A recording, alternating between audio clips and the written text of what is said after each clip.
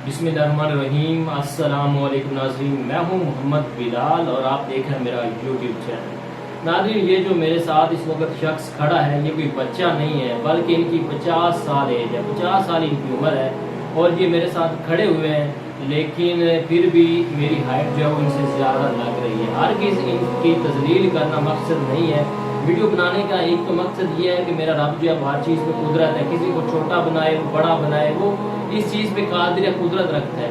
इस वक्त ये जो अंकल 50 साल इनकी एज है और बिल्कुल छोटे कद के मालिक हैं, इंतहाई इनका छोटा कद है, तकरीबन ज़्यादा से ज़्यादा कोई 3 फुट होगा, 3 फुट कद है इनका।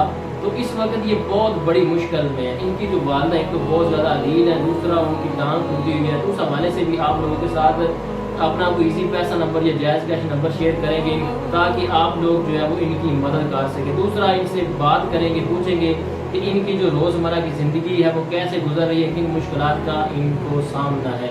तो चलिए इनसे बात कर। अस्सलाम वालेकुम जी। ते तुसी पंजाबी गल करोगे या उर्दू है?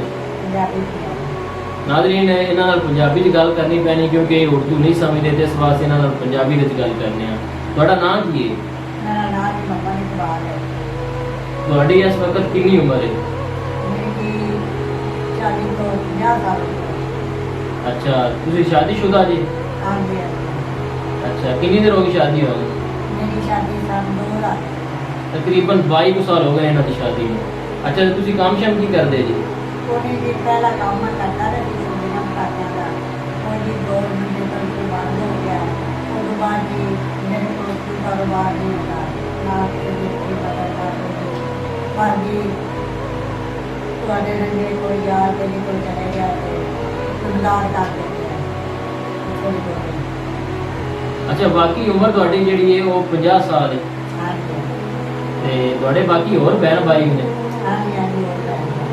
ਉਹਨਾਂ ਦੇ ਕੱਦ ਪੂਰੇ ਨੇ ਜਾਂ ਉਹਨਾਂ ਦੇ ਤੁਹਾਡੇ ਤੋਂ ਛੋਟੇ ਕੱਦ ਨੇ? नहीं भाई का रोज ਮਾਸ਼ਾਅੱਲਾ, ਉਹਨਾਂ ਦੇ ਕੱਦ ਪੂਰੇ ਨੇ। ਅੱਛਾ, ਤੇ ਹੁਣ ਤੁਸੀਂ ਕੀ ਕਹਿਣਾ ਚਾਹੁੰਦੇ? ਤੁਹਾਡੀ ਵਾਲਦਾ ਇਸ ਵਕਤ ਸੁਣਿਆ ਬਿਮਾਰ ਨੇ? जी जी जी, मैं कहना चाहता कि मेरी कोई उदार करे, मदद कर दे। मैं कुछ नहीं कर सकती। ਕੀ ਮਸਲਾ ਵਾਲਦਾ ਸਾਹਿਬ ਨਾਲ? और जी उन्हें काम थोड़े ठीक रहते हैं, बाकी थोड़े रंगे को पहले बात करा के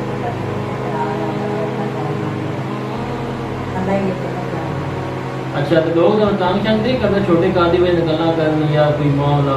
तो बाकी करन पे कोई जान नहीं, रब ने बनाया। अच्छा, ते ਤੁਹਾਡੀ बीवी ਦਾ ਕੱਦ ਤੁਹਾਡੇ बराबर है? हाँ जी, हाँ जी।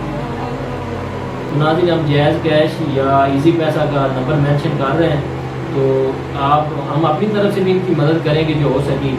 आप लोगों ने भी ज़्यादा से ज़्यादा इनकी मदद करनी है ताकि ये अपनी वालदा साहब का जो है वो इलाज करवा सके। फिलहाल के लिए इतना ही, मिलते हैं नई वीडियो के साथ। अब तक के लिए अल्लाह ने